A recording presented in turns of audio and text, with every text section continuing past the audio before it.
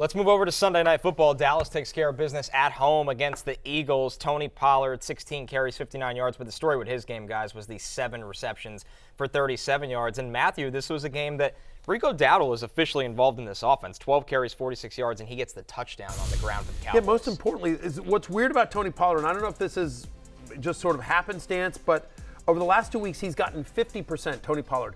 Literally just 50% of the team's goal-to-go carries over the last 2 weeks. And in fact, for 3 straight games, his percentage of team rushes has decreased, right? 72% 3 weeks ago to 59% to just 50% there on Sunday Night Football. Now, the Cowboys led this entire way. It wasn't as lopsided as the score might indicate. If for some reason you were one of the few people who didn't. I think like 30 million people watched this game last time. I mean, seriously, it's going to be a massive number whenever that comes out. And just one game, by the way. We didn't have to double up or anything like that. Not throwing shade, I'm just saying.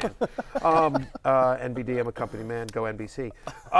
But the key here, I think, is that I don't know if it's because, look, the Cowboys legitimately have Super Bowl aspirations, and so they want to save the wear and tear on Tony Pollard, or they just see something in Rico Dowdle they like, but, like, it's a thing. Rico Dowdle is a thing, and I don't know that he's got standalone value in anything but the deepest of leagues, but he's playing enough, and I don't think it's a fluke that he's cutting into the fantasy value of Tony Pollard, who strikes me more as an RB2 these days than an RB1. I think the other thing, too, is like Pollard was sensational last season while he was in a timeshare with Ezekiel Elliott, and now it looks like he's in a timeshare again. And Pollard just looks better. I know it hasn't really reflected in the stats, but he just looks more explosive. He's making more guys miss last night, so I would expect this is probably here to stay. One of the things that was concerning about Pollard that we talked about and we complained about with Mike McCarthy is that they wouldn't get him in space. They wouldn't get him in the passing game like earlier in the season, and so that has started to happen. You mentioned the 8 targets. He's now had a double-digit target share in 4 straight games. This offense is rolling as a whole. Again, they didn't need to do much. Like it was I think the majority of people talking about this game will talk about the failure of the Eagles and how much they were dominated and they couldn't get an offensive touchdown in this game really, and you know, just how much they struggled. You know, Jalen Carter had more, had scored more touchdowns than Jalen Hurts, all that, right? But the Cowboys didn't play great in this offense. But I think that if you watch it closely, Cooks almost gets into the end zone. Like he had 2 very close ones there as well. They didn't need to do much. So they felt in control. They felt in control the whole time. So I don't know that there's much takeaway here from the Cowboys offense. My guy 8, CeeDee Lamb, he has a really nice game. Yeah. That was the only storyline for me. Anything from you on the Cowboys side of the ball? I feel like, look, they were fine and they got the job done and they deserved to win. They were the better team. That wasn't a 20-point game. The Eagles fumbled 3 times in Dallas territory. Yeah. That felt like more like a 7-10-point win that just with fortune elevated. But I feel like the Cowboys, it's built on some suspect foundations where Dak was fine last night, but he wasn't great. And that was a terrible strip sack that he took for a fumble 6 to kind of re-enliven the game. So look, the Cowboys are a great team. They're one of the 3 or 4 best teams in football, but I think there's probably a reckoning coming for Dallas at some point. Well, by the way, and that reckoning might very well be in the playoffs. I think you tweeted this, Jay, and I thought it was a great tweet. I think you said something to the effect of like, what this Cowboys-Eagles game has taught me is that San Francisco is the best team in the NFC, and I think you're 100% right. Yeah. Like I think it is San Francisco, and then you're arguing about 2 versus 3. Yeah, the San Francisco just feels like they're playing a different sport at the moment, particularly on offense. Like it feels surprising whenever San Francisco don't get in the end zone. It feels like something's gone wrong. The wiring is malfunctioned because they are just absolutely rolling at the moment. And speaking about these 2 teams, sets up a very interesting discussion where now it's all Brock v. Dak for MVP, and the odds reflect that, where these 2 guys, they have now separated themselves. Mahomes, Hurts, they took their turns being favorite, Lamar, but now Dak and Brock, they're clearly the MVP favorites at DraftKings. Dak plus 160, Purdy plus 200. I think that should be flipped the other way around. I agree. Just because this Dak MVP thing, it is a bubble floating through the air, and there are these jagged things hanging from the ceiling, and it's going to burst if he loses to Buffalo, Miami, or Detroit the next 3 weeks. That's right. Because at that point, here's the problem with Dak is that because he loses all the tie breaks to Philly, if he loses any of those games, it's going to lock him into the 5 seed. And he's going to have similar numbers to Brock, and Brock is going to be a 1 seed most likely, and it's going to be 1 seed v 5 seed, mainly because in their head-to-head matchup, Brock completely destroyed him. So I think Brock should be the favorite. I would agree with you. They're at Buffalo and at Miami. So their next two games are on the road against very good teams, and they're home to Detroit. And then they finish up with my Washington Commanders. So that'll be fine. But they should have a good time there. But to that point, the other thing that I think is probably the most important thing from last night's game is, of course, my Sunday Night Football parlay.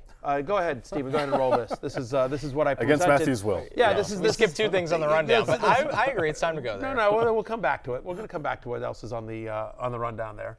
Yeah, go ahead. You guys, if you watch this show, you know I love Jalen Hurts. He's my ride or die from last year. But this year, the rushing just hasn't been there. 5 of the last 6 games, he's been under 40 rushing yards, including against Dallas in Week 9. Since Week 8, by the way, Cowboys are a top 10 run defense. Give me the under on Jalen Hurts rushing tonight. Eagles have allowed the second most yards per game to wide receivers. Lamb had almost 200 yards the last time they faced. Give me an alt line, over 70 receiving yards for CeeDee Lamb. And then we say this in fantasy football all the time. Start your tight ends against the Eagles. Jake Ferguson, I wanted the over on his receiving yards. So there you go. Done, Matthew. Right. Thank God I took the alt line, because I think the actual line was like 90-something. I think he finished with 71, but it all still counts. Jalen Hurts had a couple of early runs. The first run went for 11 yards on the second play of the game, and I was sitting back here I'm dead in the water. But and then obviously Ferguson had a couple of big plays as well here. But so let's talk about Jalen Hurts as we transition. So anyway, that all checked. Ching, ching, ching, ching. Check. Like that all boom, boom, boom. Great job. Happy well cash. Thank you, DraftKings. Thank you, everyone that tailed me. Everyone's rich. Penn State Blake's just shaking his head behind the camera. He's had enough of the Eagles Cowboys segment. Yeah, he's truly disgusted. Well, guess what, Penn State Blake, because now we're going to talk about your Eagles and how they're not doing so well. And Jalen Hurts. Yes. Hurts fantasy teams. He did. Hurts. Yeah. It was a bad day at the office for the entire Eagles offense. Like, this is, by the way, I have Jalen Hurts again. He was my ride or die. He was my number 1 quarterback coming into the season. Coming into this week, he was the number 2 quarterback in fantasy football. I think that call worked out just fine. But as a result, I have Jalen Hurts in a lot of leagues. I have a lot of Jalen Hurts, not surprisingly, and I needed a nice game from him in a number of leagues. I did not get a nice game from him. I'm sure a lot of people are in the same boat as well. The fewest fantasy points for Hurts in a game since Week 18 of last year. Only 22% of the team's rushes in Week 14, second lowest rate of the season or well. He now has 30 or fewer rushing yards in 3 of the past 4 games, again, including under 41.5, which helped me cash the parlay. Yep. Now, to be fair to Hurts, I don't think he played that much worse than Dak. I think he just got unlucky where he had these bomb passes to Devontae Smith and A.J. Brown that just went through the hands. Yeah. If those are different, if they don't fumble 3 times, their 3 best players all take a turn to fumble in opposition territory. I think his stat line looks a lot different, and we're talking about Jalen Hurts in a different way. So, look, Jalen Hurts is fine. To me, the main thing is, I thought that his knee was in real bad shape after that Kansas City game in particular, where he looked like a statue. But he looks better now. He looks like they're just having bad games. And by the way, and to that point, and this is why I thought it was dead in the water, and I was glad it ended up cashing. But like they had some designed runs. It feels like to date a lot of the rushing for Jalen Hurts has been off schedule, or whatever, the brotherly shove. But like it felt like at least early on they were trying to be aggressive in trying to run Hurts, which hasn't felt like the case earlier in the season. If you do survive and you manage to get into the playoffs with Hurts as your quarterback, it gets a lot easier. At Seattle, home to the Giants, home to the Cardinals, and then at the Giants again. So I do think Jalen Hurts is one of the reasons why I had him as my number 1 quarterback in fantasy coming into the year. Is it's a dream schedule, to your point, in the fantasy playoffs. Connor, why do you think the Eagles can't run the ball anymore? I mean, it's really interesting because it's an offensive line that used to dominate everybody. And I think when it comes down to it right now, it's not the same unit, right? They've had some injuries up there throughout the year. And I think also it just feels like teams are keying in on their run and daring them to throw. And Brown and Devontae Smith each had drops in this game. They each had a lost fumble. Dallas Goedert wasn't overly involved. So I think it's a lot of different things. And I think Lane Johnson, who's one of the best right tackles in football the last 8 years, he's really playing through injuries. It's been like that every year. So you're not getting dominant performances from guys that we're so used to seeing dominate. Yep. And DeAndre Swift has completely cooled off, honestly. To me, that's the bigger concern. Like, the pass catch will be fine. Like, as we go into Monday Night Football, Devontae, in a game in which, to your point, they didn't score an offensive touchdown, and they had 3 turnovers in, deep in Dallas territory. Like, and just a bad day at the office for the passing offense. as we head into Monday Night Football, A.J. Brown is still the 12th best wide receiver in fantasy. Devontae Smith is still wide receiver 29. He's a top 30 play. Goddard is, tight end 22, but whatever. Tight ends are touchdown dependent. It is what it is. But DeAndre Swift, as we head into Monday night, is running back 44. It's his first game with 0 receptions, but he's now had 2 or fewer receptions in 5 of the past 6. Like, they're not involving him in the passing game at all. Single-digit fantasy points in 4 of the past 5 games. Over that stretch, he's running back 36.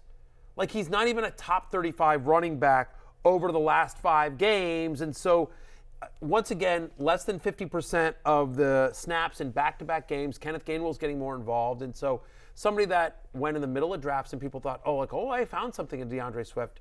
As we head into the fantasy playoffs, I don't think you can trust him the way that you have before. Like, this was a tough day at the office, and it's been that way for a while for DeAndre Swift. Just a strange offense at the moment. Only 4 guys got a target last night. It's just bizarre. The running backs didn't get a single target between Gainwell and Swift. Yeah. So just seems a little off kilter at the moment. Also, they've had 5 brutal games in a row, all against elite teams. Right. Dallas twice, Kansas City, Buffalo, San Francisco. Those might be the 4 best teams. You can make a case those are the 4 best teams in football. They have to play all of them. An absolute gauntlet. They've been at a rest disadvantage 3 weeks in a row. Like, they will be better with extended break. And again, Seattle, Giants, Cardinals, Giants. The as it next gets. 4, Yeah. so better days are ahead for all of them, but still, you're a little nervous about, you wish you'd seen a little bit more from DeAndre Swift. Yep, for sure. In terms of usage and passing game involvement.